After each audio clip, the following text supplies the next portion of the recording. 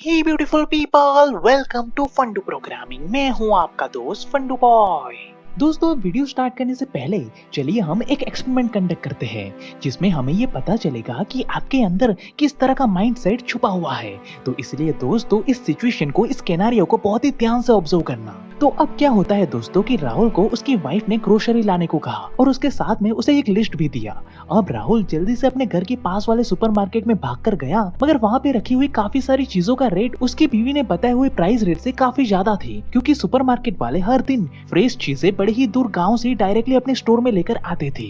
लेकिन राहुल को ये बात हजम नहीं हुई और वो वहाँ से चला गया और अपने घर से तकरीबन 10 किलोमीटर दूर एक लोकल मार्केट में पहुंचा, जहाँ पे वो एक्चुअली में वो सारा सामान उसी कीमत में खरीदता है जितनी कीमत उसकी बीवी ने उसे बताई हुई थी।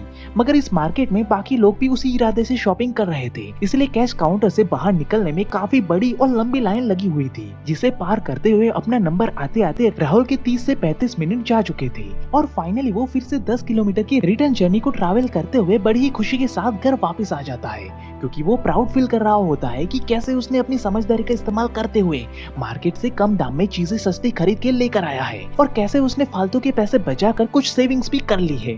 तो अब आप मुझे ये बताओ दोस्तों कि क्या राहुल ने समझदारी भरा काम किया या बेवकूफी भरा काम किया? आप अपना जवाब मुझे कमेंट करके अभी बताओ। तो अब अगर आपने अपना जवाब मुझे कमेंट करके बता दिया है तो मैं आपको इस एक्सपेरिमेंट का रिजल्ट भी बता देता हूँ। अब एक्चुअली में जो लोग मिडिल क्लास माइंडसेट वाले होंगे वो अभी तुरंत ही राहुल के इस एक्शन को समझदारी भरा काम बताएंगे, क्योंकि राहुल ने आउट ऑफ द वे जाकर महंगी से महंगी चीज कम दाम में सस्ती प्राइस में लेकर आया और साथ में उसने कुछ पैसे भी बचा लिए। लेकिन जो लोग एक्चुअली में रिच माइंडसेट वाले होंगे वो राहुल को एक निहायत ही बेवकूफ इंसान समझेंगे, क्योंकि पहले तो राहुल ने अपने कुछ पैसे बचाने के लिए अपने घर से आने जाने में 20 किलोमीटर का ट्रैवल किया और वो भी अपने स्कूटर से, तो उसमें उसका पेट्रोल एंड एनर्जी का कॉस्ट भी जुड़ गया। वहीं ट्रैवलिंग के साथ साथ उसने अपना कम से कम एक दिन का 1 से 1.5 घंटा बर्बाद कर दिया, जो उसे अब कभी वापस नहीं मिलने वाला। उसके बजाय अगर वो अपने घर के पास वाले सुपरमार्केट से शॉपिंग कर लेता तो उसके ट्रैवलिंग का कॉस्ट और एनर्जी के साथ साथ 1 से 1.5 घंटे का समय भी बच जाता, जिसमें वो अपने जॉब या बिजनेस के लिए कोई ऐसी महत्वपूर्ण स्किल सीख सकता था जो उसे आने वाले फ्यूचर में अपने जॉब में एक बड़ा प्रमोशन या बिजनेस में एक एक्सट्रीम लेवल की ग्रोथ हासिल करवा सकता था। यानी कि राहुल आज बस कुछ पैसे ही खर्च करके वो अपने फ्यूचर में 100 से 200 गुना और भी ज्यादा पैसे कमा लेता, मगर उसने ऐसा नहीं किया। और रियलिटी में देखें तो इसी सोच के डिफरेंस की वजह से ही आज सिर्फ कुछ ही लोग ही कम उम्र में ही अमीर बन पाए हैं, जबकि बाकी लोग अपने ही पुअर माइंडसेट की वजह से आज तक फाइनेंशियली फ्री हो ही नहीं पाई है। और यही चीज शुक्राचार्य जी भी हमें ये बताते हैं कि क्षणशः कर्णश्वेतम विद्यामर्थम च साधयते क्षण त्याग्ये कुतो विद्या कर्ण त्याग्ये कुतो धनम। यानी कि इस संसार में विद्या और ज्ञान उसी इंसान को मिलता है जो minute by minute, second by second का इस्तेमाल करते हुए अपना एफर्ट डालता है। वहीं धन यानी कि पैसे भी उसी इंसान को मिलते हैं जो छोटे से छोटे रिसोर्स को भी अपनी नॉलेज एंड स्किल से इस्तेमाल करना जानता हो। लेकिन जो इंसान समय की बर्बादी करता है उसे भला इस संसार में नॉलेज एंड स्किल की प्राप्ति कैसे हो सकती है? और जिस इंसान के पास नॉलेज एंड स्किल ही नहीं होगा वो इंसान भला इस संसार में धन भला कैसे कमा सकता है? और यही वजह है दोस्तों कि अपने समय की बर्बादी करने वाले लोग कभी अमीर बन ही नहीं पाते। अब दोस्तों, इस पहले वाले प्रिंसिपल में हमें नॉलेज, स्किल एंड समय की अहमियत का तो पता चल गया, लेकिन अपने 20s में पढ़ाई करते हुए नॉलेज एंड स्किल गेन करने के साथ साथ भी आप पैसे कैसे कमा सकते हो वो भी मैं आपको बताता हूँ। अब दोस्तों, आप देखोगे कि वॉरेन बफेट 30 साल की उम्र में ही मिलियनर बन चुके थे, वहीं एरिक फिनमैन 19 साल की उम्र में ही मिलियनर बन चुके थे, जबकि एडिक जिलन तो 18 साल की उम्र में ही मिलियनर बन चुके थे। तो अब ऐसा चमत्कार इसीलिए हो पाया क्योंकि वॉरेन बफेट ने 13 साल से, एरिक ने 12 साल से और एडी ने 15 साल की उम्र से ही इन्वेस्टमेंट करनी स्टार्ट कर दी थी, क्योंकि इतनी छोटी उम्र में वो पढ़ाई छोड़कर बिजनेस तो सेटअप कर नहीं सकते थे। इसलिए उन्होंने इन्वेस्टमेंट का रास्ता अपनाया, क्योंकि इन्वेस्टमेंट करने के लिए ना तो उन्हें बिजनेस को सेटअप करने की जरूरत पड़ती थी और ना ही अपनी रेगुलर जिंदगी को छोड़कर ना दिन रात गधों की तरह काम करने की कोई जरूरत पड़ती है। इसलिए उन्होंने बचपन से ही समझदारी से अपने पैसों को इन्वेस्ट करके रख दिए, जिसके बदौलत ही वो बिना कोई मेहनत के रात को सोते हुए भी कम उम्र में ही करोड़ों रुपए कमा गए। जैसे कि एडी जिलन 15 साल की उम्र में कार वॉश करता था और अपनी पढ़ाई के लिए पैसे जमा करता था। मगर हर दिन मेहनत करने के बाद भी उसके पास बस कुछ चिल्लर पैसे ही जमा हो पाते थे। मगर एडी के पास जैसे ही $100 जमा हुए कि तुरंत ही उसने क्रिप्टो करेंसी में अपने पैसे को इन्वेस्ट कर दिए, जिसमें हर बार की छोटी छोटी इन्वेस्टमेंट ने एडी को आज 18 साल की उम्र में $6 मिलियन का मालिक बना दिया है, जो अब बड़े ही आराम से मिलियनर बनने के साथ साथ अपने डॉक्टर बनने की पढ़ाई भी आराम से कर रहा है।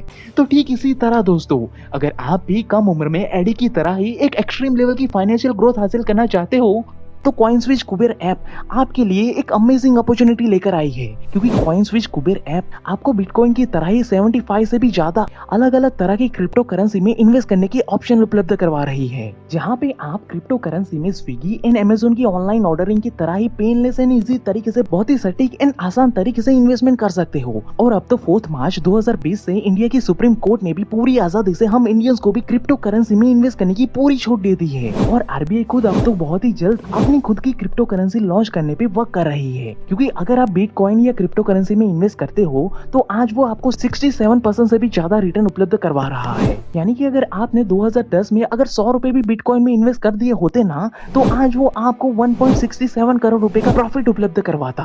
और इसी तरह के कई सारे बेनिफिट के चलते सिर्फ 11 महीने में ही 9 मिलियन से भी ज्यादा लोग इस ऐप की मदद से हर रोज एक स्मार्ट इन्वेस्टमेंट कर रहे हैं, और वो भी पूरी सेफ्टी एंड सिक्योरिटी के साथ। आप अपने आधार कार्ड, पैन कार्ड और बैंक डिटेल के साथ बस 5 मिनट में ही अपना केवाईसी कंप्लीट करके मिनिमम 100 रुपए से ही अपना इन्वेस्टमेंट करना स्टार्ट कर सकते हो, वो भी बिल्कुल फ्री में।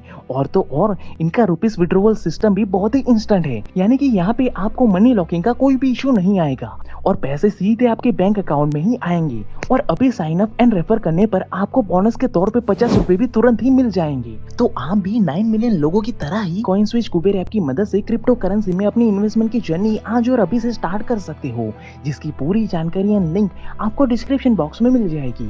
और अगर आपको क्रिप्टो करेंसी के बारे में और भी डीपली जानना है तो इनकी YT चैनल की लिंक भी आपको डिस्क्रिप्शन बॉक्स में मिल जाएगी, जो आपको आने वाले फ्यूचर में एक डेफिनेटली एक्सट्रीम लेवल की फाइनेंशियल ग्रोथ हासिल करवाएगी। अब दोस्तों, आई एम श्योर कि अब तक तो आपके माइंडसेट में एक अच्छा खासा बदलाव आ ही चुका होगा। तो चलिए एक और साइकोलॉजिकल एक्सपेरिमेंट परफॉर्म करते हैं और देखते हैं कि अब की बारी आपका दिमाग कौन सा रास्ता अपनाता है, सही वाला या गलत वाला। तो अब दोस्तों हुआ क्या कि 2 दोस्त थे जिन्होंने अपनी कॉलेज खत्म करने के बाद अपनी पहली जॉब जेरोक्स कंपनी में स्टार्ट की, जिसमें दोनों दोस्त की सैलरी अभी सेम ही थी। अब दोनों दोस्त अनजान शहर में रहते थे, तो इन दोनों के पास अपना खुद का कोई घर तो था नहीं, इसलिए इन दोनों ने अपने लिए एक एक घर खरीद लिया, वो भी लोन पे, जिसकी हर महीने की EMI जा रही थी तकरीबन 15,000 रुपए के आसपास।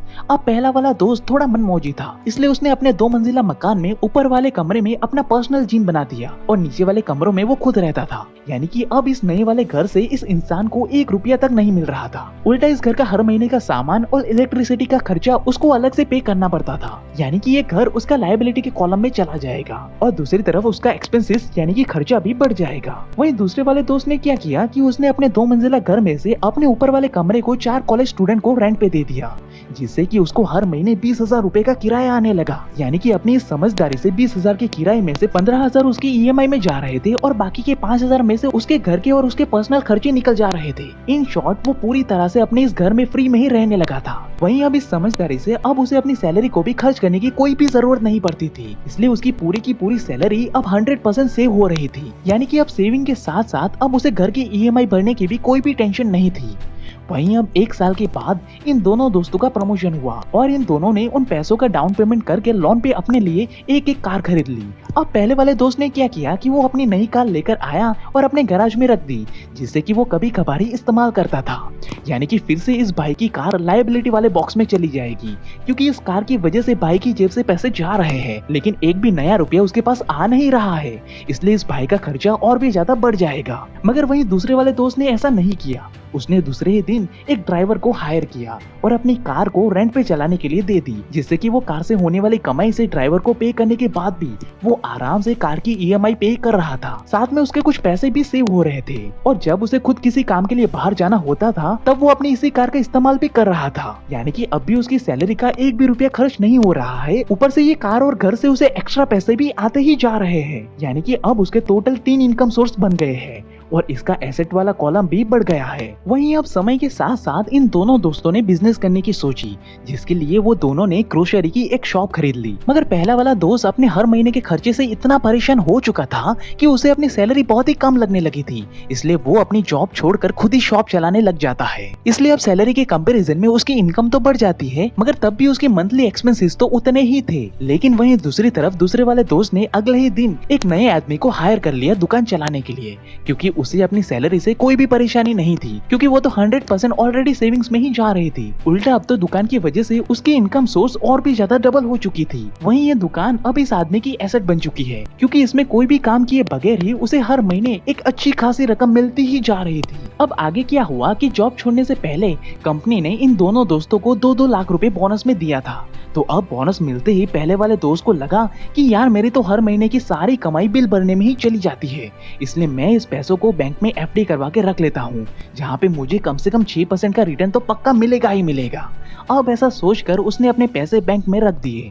मगर वहीं दूसरे वाले दोस्त ने ऐसा नहीं किया, बल्कि उसने देखा कि आजकल मार्केट में लोग पेपर कप का इस्तेमाल बहुत ज्यादा कर रहे हैं, तो उसने 1 लाख रुपए की पेपर कप बनाने वाली मशीन खरीद ली, जिसमें अगर उसको नुकसान भी हुआ तो तब भी वो मशीन को बेचकर 80,000 रुपए का रिटर्न हासिल कर सकता है। और इसी के साथ उसने एक नया इनकम सोर्स भी अपने लिस्ट में जोड़ लिया। वहीं बाकी के 1 लाख में से उसने कुछ पैसे क्रिप्टो करेंसी में और स्टॉक में इन्वेस्ट कर दिए, जो एक्चुअली में आने वाले फ्यूचर में उसको 15 से 20% का रिटर्न तो पक्का उपलब्ध करवाएगा ही करवाएगा। यानी कि अब इस दूसरे वाले दोस्त का एसेट एंड इनकम सोर्स अब दिन पर दिन बढ़ते ही जा रहा था। तो अब दोस्तों आप मुझे बताइए कि इन दोनों में से कौन सा इंसान अगले 5 साल में फाइनेंशियली फ्री बन जाएगा और कौन सा इंसान जिंदगी पर रैट रेस में ही फंसा रहेगा। आप अपना जवाब मुझे कमेंट करके बता सकते। अब चलिए मैं इसका रिजल्ट आपको बताता हूँ। अब अगर आपके माइंडसेट में थोड़ा सा भी बदलाव आया होगा तो आपका आंसर होगा कि ये दूसरा वाला दोस्त बस कुछ ही समय में फाइनेंशियली फ्री हो जाएगा, क्योंकि उसने जॉब करते हुए भी अपने लिए एसेट्स एंड इनकम की वैल्यू को कंपाउंडिंगली इंक्रीज किया है, जो कि उसके सभी शौक भी पूरे कर रहे थे और उन एसेट से उसको भर भर के पैसे भी मिलते ही जा रहे थे।